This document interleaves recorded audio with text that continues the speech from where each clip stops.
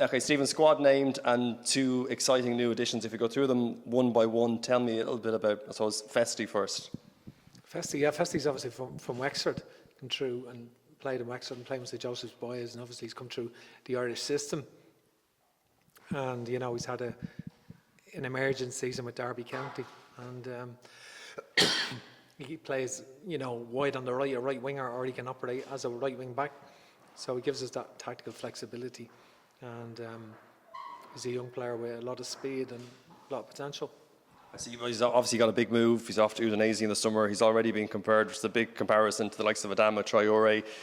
Is he a player, look, you've got 4 games, 10 days, is he a player, Stephen, that's here to experience things, or is he someone who could actually feature in these games? No, we've named a squad of 27 and we've 4 games in 10 days, so it's a big challenge for us, and we need every player in the squad is with a view to contributing.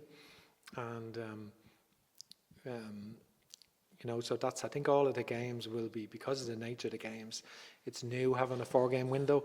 I think it was always 2-game windows, and 3 became a challenge, and now this 4 in 10 days with 2 trips, 7 hours to Armenia, the 3-hour time difference, flight to Poland, and the 2 home games sandwiched in between. It's a real physical challenge, and you know, invariably we pick up injuries in between the games, and you know, most of the games, because of the fatigue element, you could see 5 subs in a lot of games, so we will need a full squad.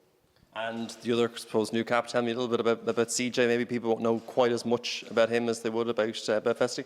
Yeah, CJ spent his first 14 years of his life obviously living in Waterford, and played for Waterford in the Kennedy Cup, and played for Carrick down there, and obviously came to England and went through the non-league system, and a gradual rise through non-league into League 2, League 1, and into the Championship at Blackpool, and he's had a very good season with Blackpool, and he's, you know, really quick left winger or right winger, and he's got a great attitude, and you know, he deserves his call up.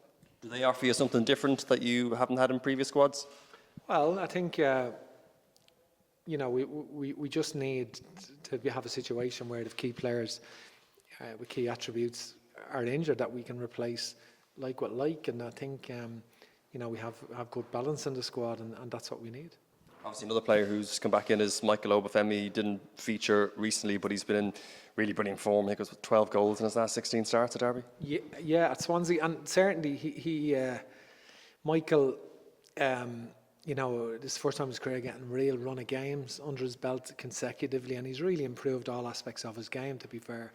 And he's had a really good spell at Swansea, and he's been very good in the games I've been to. And his goal ratio has been excellent, and he's a good addition to us.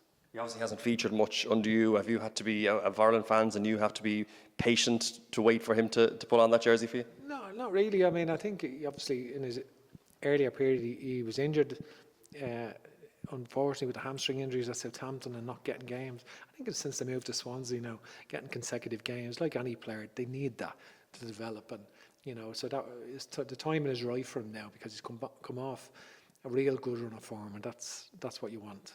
I know we didn't want to play in March because of the injuries. How was he when you gave him the phone call saying he's in for June? Oh yeah, I've been down and met Michael, and down to Swansea. I've been there a frequent visitor, because we've obviously Cyrus Christie and Ryan Manning there as well, and you know, I was at Swansea Bournemouth, for example, that 3-3 draw where with Mark Travers playing and Robbie Brady coming on, so it was 5 in that match, so it was great. You've obviously named a big squad. We mentioned the attacking options, the new caps you've in there. I suppose one player who hasn't been included, he has featured in the Premier League this season, might raise a few eyebrows, is Shane Long.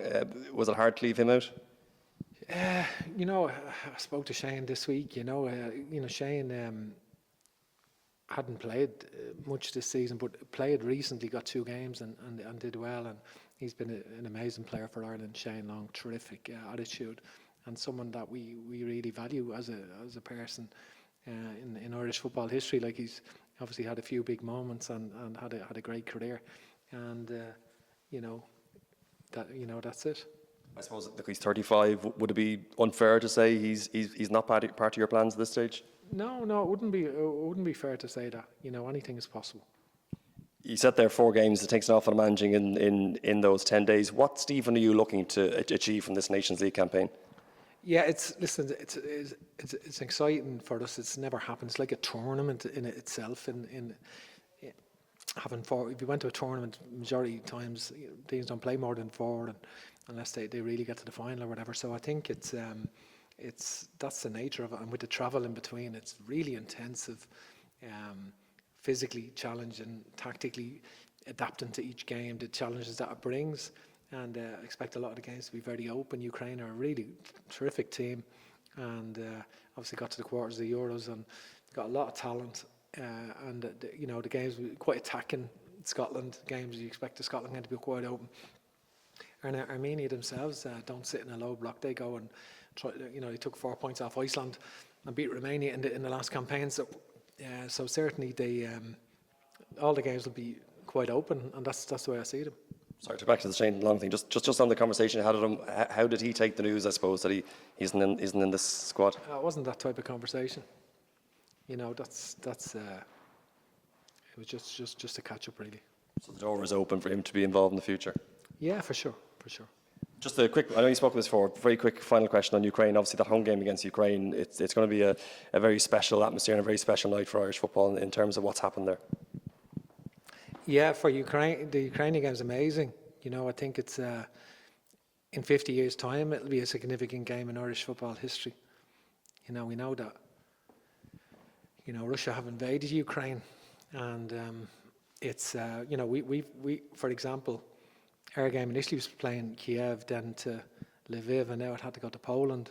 The fact that it's playing at all is a miracle, and obviously President Zelensky wants the Ukrainian team to play the games, play the World Cup qualifiers and play the games, because if anything it brings the war, reminds people around the world and shines a light on the fact that there is a war and that thousands have died and that thousands more will die, and it is a world tragedy, and so it is the game has significance in history, in modern history now, and it's important. The Ukrainian players, I'm sure, have experienced losing losing family members or people that they loved. So it is a significant game, and we can look forward to it.